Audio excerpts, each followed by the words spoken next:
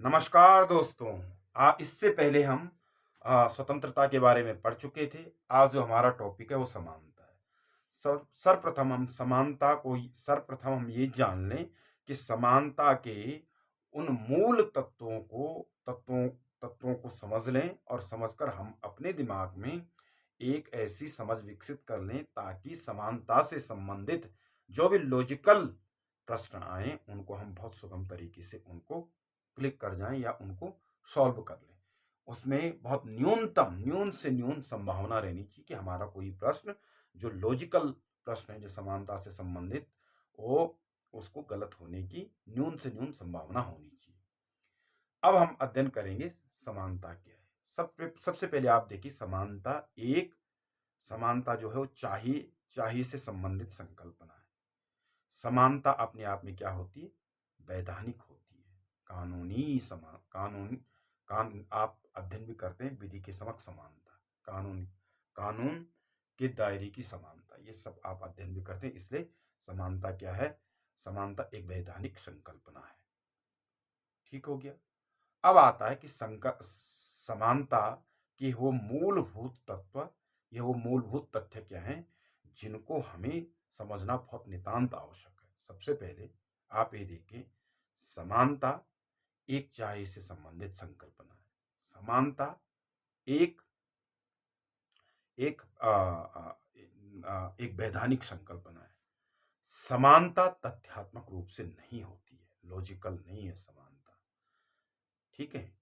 और समानता क्या है कि समाज में किसी वर्ग विशेष को या किसी व्यक्ति विशेष को या किसी धर्म विशेष को मिलने वाले विशेष अधिकार या कोई स्पेशल सोशल स्टेटस, ये क्या है? इनका खात्मा या इनका अंत ही समानता है।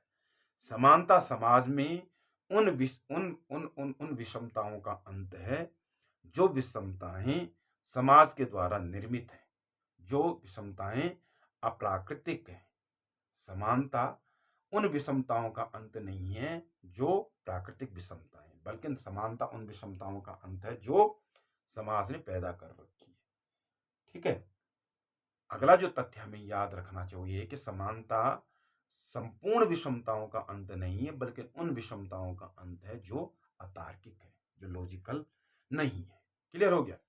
अब आपको कभी कभी ये ध्यान रखना कि जब जो एक बहुत बड़े विचारक थे इंग्लैंड के, हॉब्स, उनकी लेवियाथन एक बहुत प्रसिद्ध किताब भी है। उनके जमाने समानता से संबंधित दो आंदोलन हुए थे। वो क्या क्या आंदोलन थे? लेवलर्स और डीगर्स। लेवलर्स जो आंदोलन था वो राजनीतिक समानता से प्रेरित था, वो राजनीतिक समानता की बात कर रहे थे उस समय। और जो डीगर्स जो आंदोलन था वो आर्थिक समानता के पक्षधर थे। और निंस्ट्ले इसके क्या थे? नेता थे। किसके? इस डीगर्स आंदोलन के। क्लियर हो गया। अब हम अध्ययन करेंगे समानता के आयाम या समानता के सिद्धांत। सर्वप्रथम आप ये ध्यान ध्यान ध्यान दें कि समानता, अब हम अध्ययन करेंगे सबसे पहले जो समानता के आयाम हैं, जो समानता के सिद्धांत हैं, वो है पहला जो समानता का जो सिद्धांत है वो है औपचारिक समानता, या जिसको निरपेक्ष समानता भी कहते हैं। क्लियर हो गया। दूसरा है अवसरों की समानता। तीसरा है परिणामों की समानता। और चौथा है तात्विक समानता। तो अब सबसे पहले हम अध्ययन करेंगे निरपेक्ष समानता का, या जिसको कहते हैं औपचारिक समानता। देखो ध्यान रखना, निरपेक्ष और औपचारिक जो समानता है वो समानता क्या, आपको वो समानता है वैधानिक समानता। निरपेक्ष समानता या जो औपचारिक समानता है वो एक अपने आप में क्या है? वैधानिक समानता की एक वैधानिक संकल्पना। वो समानता को वैधानिक ही मानते। क्लियर हो गया। इस समानता के जो समर्थक हैं वो हैं हॉब्स, लॉक, बेंथम और ऑस्टिन, और आपका हॉब्स, लॉक और बेंथम। ये शास्त्रीय उदारवादी भी कहते हैं इनको। और आप ये प्रश्न पूछा जा सकता है कि जो निरपेक्ष और औपचारिक समानता है उसके समर्थक कौन है? शास्त्रीय उदारवादी कौन कौन है? हाफस्लॉक और बेंथम, ये आप और मिल, ये औपचारिक और निरपेक्ष समानता के समर्थक है। औपचारिक और निरपेक्ष समानता क्या है? एक वैधानिक संकल्पना है, विधि के समक्ष एक वैधानिक संकल्पना है। समझ समझ गए आप? अब देखो, जो औपचारिक समानता है, जो निरपेक्ष समानता है, इसके नीचे कई समानता है। नंबर एक जो पहली समानता है वो है नैतिक समानता। देखो, नैतिक समानता का अर्थ ये हुआ कि नैतिक समानता अपने आप में एक आदर्शवादी संकल्पना है। समानता की एक आदर्शवादी संकल्पना है जिसमें ये माना गया है कि प्रत्येक मनुष्य के साथ समान व्यवहार इसलिए होना चाहिए कि मनुष्य ईश्वर की संतान है। और इस नैतिक समानता का जो उल्लेख मिलता है वो हॉब्स और लॉक के समझौतावादी राज्य की समझौतावादी सिद्धांत में मिलता है। क्लियर हो गया? नैतिक समानता। अब आता है वैधानिक समानता। वैधानिक समानता का मतलब हो गया विधि के समक्ष समानता। वो समानता को सीधे वैधानिक मानते हैं। विधि के समक्ष समानता, विधि से ऊपर कोई नहीं और विधि के दायरे में ही सभी हैं। ये इसके जो समर्थक थे वो थे जॉन ऑस्टिन और बेंथम।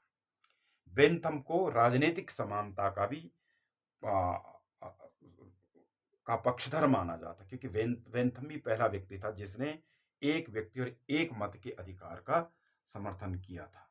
क्लियर हो गया? वैधानिक समानता हो गई। अब आता है, इसके बाद आता है सामाजिक समानता। सामाजिक समानता का अर्थ हुआ कि समाज में लिंग, धर्म, जाति के आधार पर किसी भी प्रकार के भेदभाव वंचित है और इस प्रकार की समानता भारतीय संविधान में भी मिलती है। क्लियर हो गया? अब क्या है, दूसरी है वैधानिक के बाद सामाजिक समानता के बाद राजनीतिक समानता। राजनीतिक समानता का अर्थ यही हो गया, वो आप लोग जानते हैं कि समाज में प्रत्येक व्यक्ति की राजनीति में बराबर की हिस्सेदारी होनी चाहिए। उसके मत का मूल्य एक समान होना चाहिए। जैसे मैंने आपको अभी बताया कि बेंथम ही पहला व्यक्ति था जिसने राजनीतिक समानता की बात की और ये कहा कि एक व्यक्ति एक मत। ठीक है, ये राजनीतिक समानता। आर्थिक समानता, प्रत्येक व्यक्ति को जो मूलभूत जो सुविधाएं हैं वो उसको प्राप्त होनी चाहिए। ये आर्थिक मूलभूत सुविधाएं क्या? शिक्षा, स्वास्थ्य, सुरक्षा, ठीक है, ये उसको प्राप्त होनी चाहिए। क्लियर हो गया? अब आते हैं हम इसकी अवसरों की समानता के बारे में। देखो, अवसरों की समानता आधुनिक युग में समानता का सबसे ज्यादा लोकप्रिय रूप है, या सबसे ज्यादा जो व्यावहारिक समानता का जो सबसे ज्यादा व्यावहारिक रूप है समानता का, वो है अवसरों की समानता। अब अवसरों की समानता को आप जानें। अवसरों की समानता का मतलब ये हुआ कि प्रत्येक व्यक्ति को प्रारंभिक स्थिति में उसको मूलभूत या प्रारंभिक सुविधाएं मिलनी चाहिए। ठीक है, क्लियर हो गया? दूसरा क्या है कि अवसरों की समानता ये कहती है कि समानता केवल केवल प्रारंभिक स्थिति में लानी है, ना कि हर स्थिति में। अब प्रारंभिक स्थिति का मतलब क्या हुआ, आप समझ रहे हैं कि हर स्थिति में ये अवसरों की समानता क्या के पक्षधर क्या कहते हैं कि समानता केवल प्रारंभिक स्थिति में आनी चाहिए, ना कि हर स्थिति में। व्यक्ति को एक समय उसको प्राथमिक वस्तुएं प्राप्त होनी चाहिए, या उसको वो क्या कहते हैं जो उसके जीवन के लिए बहुत आवश्यक है, मूलभूत सुविधाएं प्राप्त होनी चाहिए, ना कि उसको हर स्थिति में उसको हर सुविधाएं प्राप्त हो। हर चीज उसको नहीं दे सकते, केवल उन प्राथमिक वस्तुओं को या उन प्राथमिक सुविधाओं को दे सकते हैं जो उसके जीवन जीने के लिए आवश्यक है। इसलिए क्या है, अवसरों की समानता क्या बात करती है कि व्यक्ति को प्रारंभिक स्थिति में उसको मूलभूत सुविधाएं देनी चाहिए। दूसरी बात क्या करती है कि समानता केवल प्रारंभिक स्थिति में लानी है, ना कि हर स्थिति में। तीसरी बात क्या करते हो कि समान के साथ समान व्यवहार और असमान के साथ असमान व्यवहार। क्लियर हो गया? समझ रहे हैं आप? अब देखो, अवसरों की समानता के जो पक्षधर हैं वो मैं आपको बताऊं, एक विचारक हैं, उनका नाम है डार्किन। डार्किन ने अवसरों की समानता को स्वायत्त स्वतंत्रता, सॉरी, संसाधनों की स्वतंत्रता से भी संबोधित किया है। आपको ये प्रश्न आ सकता है कि डार्किन ने, निम्न में से किन विचारकों ने स्वतंत्र समानता को अव, आ, अव, आ, किस निम्न में से किस विचारक ने अवसरों की समानता को क्या संसाधनों की स्वायत्ता के रूप में चरितार्थ किया है? तो आप अवसरों की समानता को संसाधनों की स्वतंत्रता के रूप में परिभाषित किया। तो डार्किन ने, देखो, डार्किन ने ये कहा कि प्रत्येक व्यक्ति को प्रारंभिक स्थिति में उसको मूलभूत सुविधाएं मिलनी चाहिए, ना कि हर स्थिति में। और डार्किन ने यह भी माना कि जो विकलांग व्यक्ति हैं उनको अधिक से अधिक प्रारंभिक सुविधाएं मिलनी चाहिए, और इसलिए उन्होंने विकलांग व्यक्ति को जो अधिक से अधिक सुविधाएं मिले उसको उन्होंने पेंशन योजना भी कहा। अब ये भी आता है कि डार्किन की महत्वपूर्ण पुस्तकें क्या हैं। तो डार्किन की जो महत्वपूर्ण पुस्तकें वो आप याद रखें, टेकिंग राइट सीरियसली और द लॉज एम्पायर और सोविरन वर्च्यू, ये इनकी महत्वपूर्ण किताबें हैं। किन की? डार्किन की।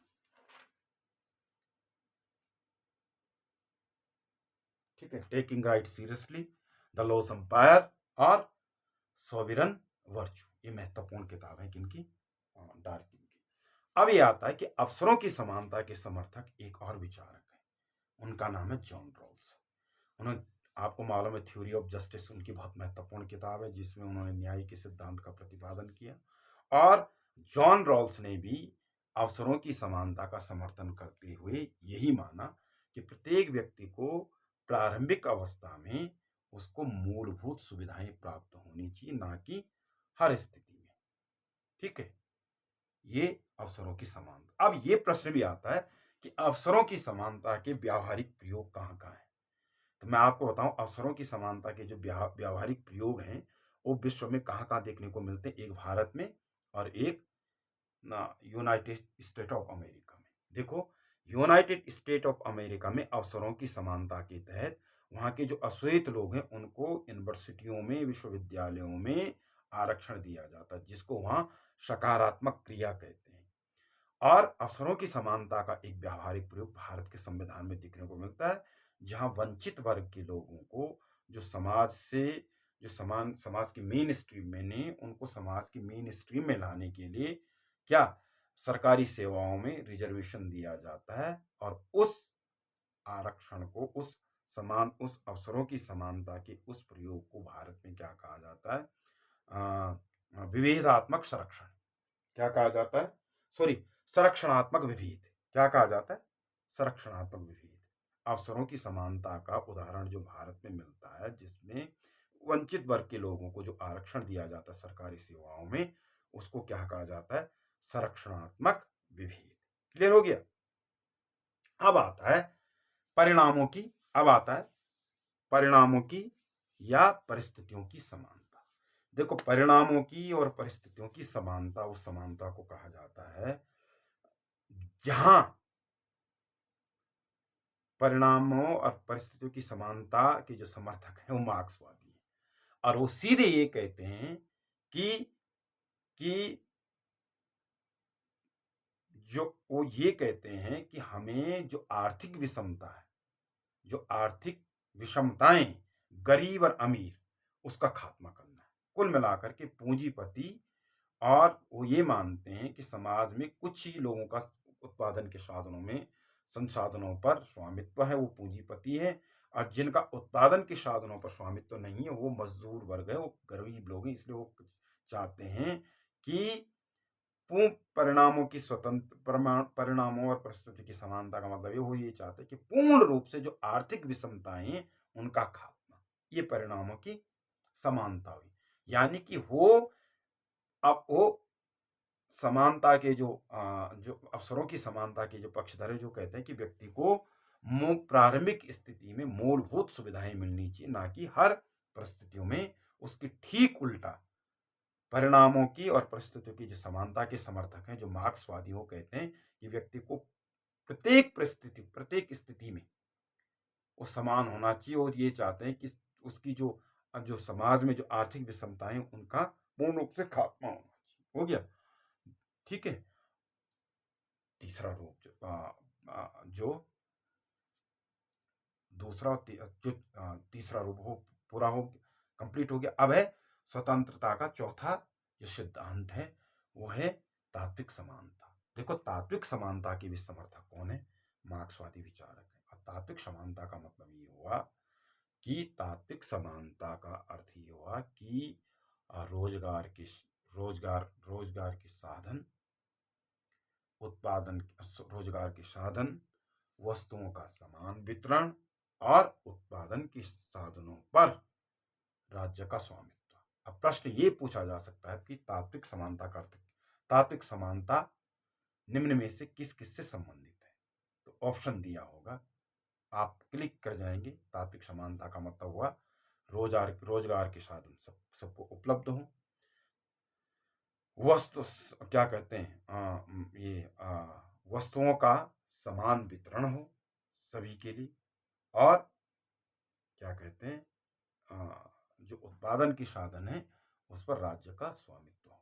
ये तात्विक समानता, और इसके समर्थक भी मार्क्सवादी विचारक हैं। अब हम ये पढ़ेंगे कि समानता की संकल्पना पर समुदायवादियों के विचार।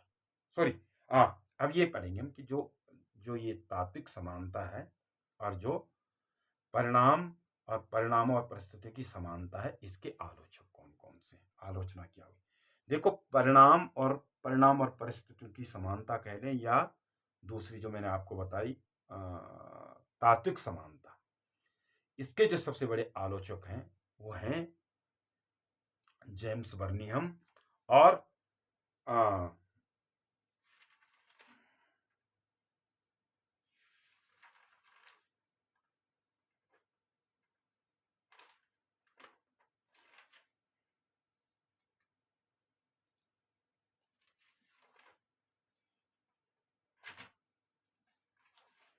एक मिनट।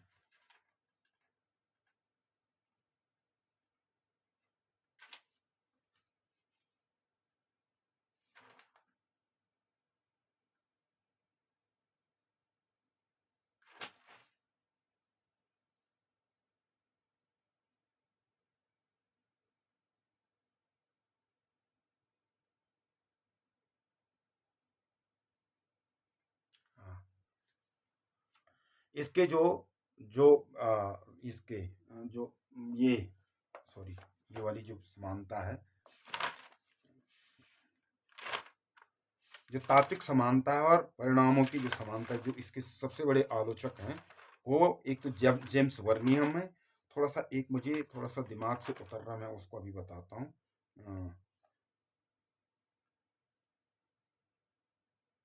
और मिलान जलासा, जेम्स बर्निहम और मिलान जलासा। देखो, मिलान जलासा ने न्यू क्लास एक पुस्तक लिखी, और न्यू क्लास में द न्यू क्लास नामक उसने पुस्तक लिखी 1957 में।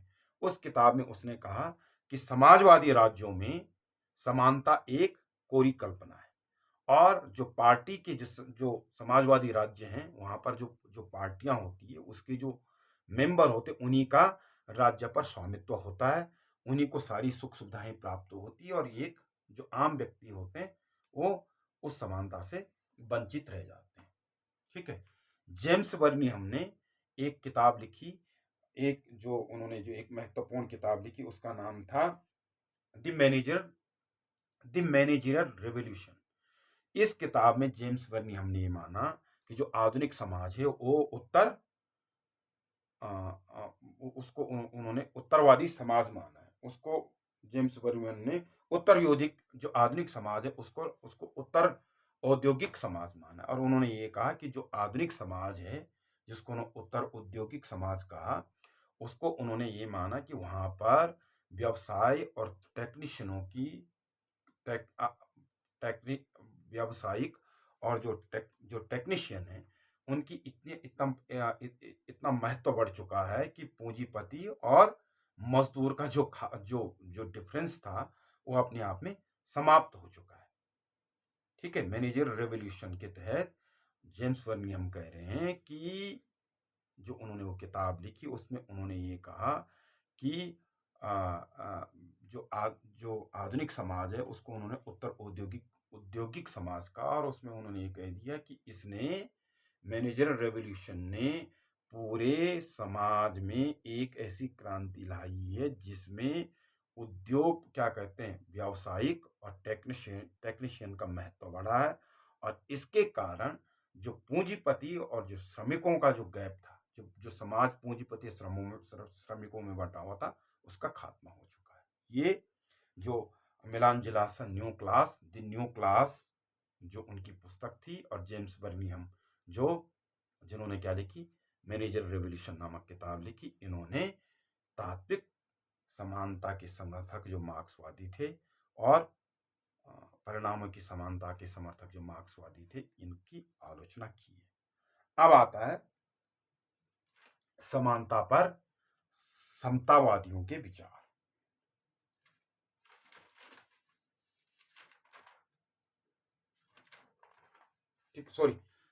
समतावादी नहीं, समुदायवादियों के विचार। देखो, एक समतावाद और समुदायवाद भिन्न भिन्न है, आप इन्हें समझे, इसलिए समानता पर समुदायवादियों के विचार। तो मैं इसको आपको बताना। देखो, सबसे पहले आप ये जाने कि महत्वपूर्ण समुदायवादी कौन है। देखो, महत्वपूर्ण जो समुदायवादी हैं वो हैं चार्ल्स टेलर। उनकी जो किताब थी उसका नाम था सेल्फ रिसोर्सेस,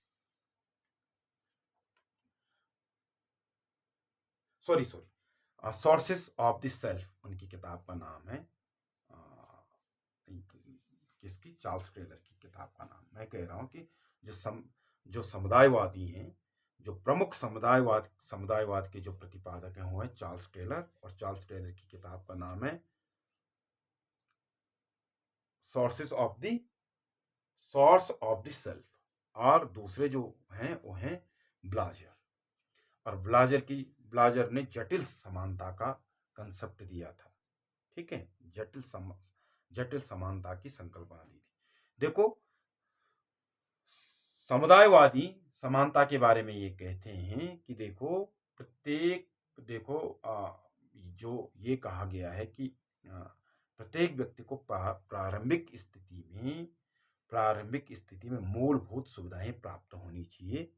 तो समुदायवादी ये मानते हैं कि प्रत्येक व्यक्ति को प्रारंभिक स्थिति में वितरित करने के मापदंड भिन्न भिन्न हो सकते हैं।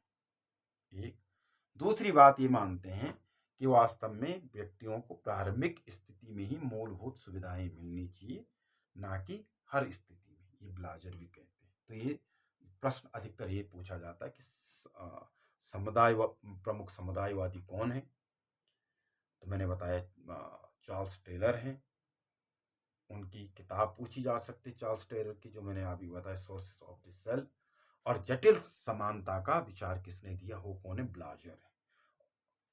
ब्लाजर है, वो ये पूछा जा सकता है। और ब्लाजर के जो विचार हैं समानता के बारे में वो भी पूछा जा सकता है। जो मैंने आपको बताया कि ब्लाजर ने कहा कि प्रत्येक व्यक्ति को जो प्रारंभिक स्थिति में जो प्राथमिक वस्तुएं मिलनी चाहिए, उनको वितरित करने के मापदंड भिन्न भिन्न हो सकते हैं।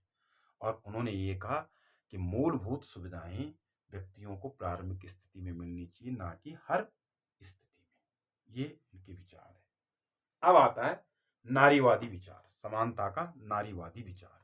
देखो, समानता का जो नारीवादी विचार है वो है कि नारीवादी समानता को क्या मानते हैं? वो ये कहते हैं कि जो समाज में जो असमानता जो नारियों के साथ होती उसका मूल कारण है पितृसत्तात्मक सत्ता ही महिलाओं के साथ जो असमानता का व्यवहार होता है उसका मूल कारण है। दूसरा चीज वो कहते हैं कि महिलाओं के द्वारा जो घरेलू कार्य होता है उसका कोई मूल्य नहीं है। तीसरी चीज वो कहते हैं कि जो सेक्स है वो एक बायोलॉजिकल संकल्पना है और जो जेंडर है वो एक सांस्कृतिक संकल्पना है। नारीवादी ये कहते हैं कि वो ये कहते हैं कि नारियों को पुरुषों के समान समान न समझा जाए, बल्कि नारीवादी मूल्यों को समाज में महत्व मिले। समझ रहे आप? नारीवादी कहते हैं कि नारीवादियों का ये कहना है कि हमको पुरुषों के समान समान न समझा जाए, बल्कि जो नारीवादी जो मूल्य हैं उनको समाज में बराबर का स्थान मिलना चाहिए, उनको महत्व मिलना चाहिए।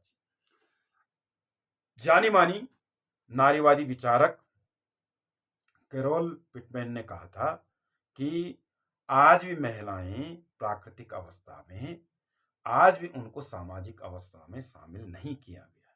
अब यहाँ पर आप ये जाने कि महिलाओं का ये जो पिटमैन है, वो कैरोल पिटमैन है, वो कह रही है कि आज महिलाएं जो हैं वो तो अपने आप में प्राकृतिक अवस्था में जैसे पहले मनुष्य था, क्योंकि जब समझौतावादी सिद्धांत पढ़ते हैं आप हाफ्स का, वो कहते हैं कि मनुष्यों ने राज्य को पहले वो प्राकृतिक अवस्था में थे और राज्य जब सामाजिक समझौते के द्वारा उन्होंने राज्य को बनाया तो उनको अधिकार, हक, हकूक, समानता के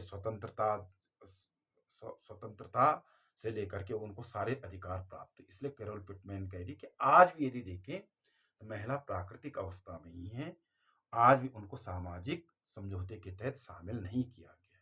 कैरोल एक दूसरी जो विचारक है नारीवादी साइमन बोआ कहती कि नारियों को महिलाएं पैदा नहीं होती बल्कि उनको बनाया जाता है। समझ रहे आप? इसको समझे आप कि समाज के द्वारा महिलाओं के लिए कुछ ऐसे मूल्य निर्धारित किए गए या कुछ ऐसे मापदंड निर्धारित किए गए जिनके तहत उन पे थोपा गया है कि हाँ, इसलिए वो कहती कि महिलाएं पैदा नहीं होती बल्कि महिलाओं को बनाया जाता है। तो आज मैंने आपको समानता के बारे में ये चीज़ें बताई है और समानता से कुछ विशेष तथ्यों को बताया है, और कल के वीडियो में हम समानता के और समानता से संबंधित जो महत्वपूर्ण तथ्य हैं, जो महत्वपूर्ण प्रश्न आने की, जो महत्वपूर्ण जो उससे संबंधित महत्वपूर्ण प्रश्न हैं उनको हल करेंगे, उनके बारे में जानेंगे। तब तक के लिए बहुत बहुत धन्यवाद। Thank you.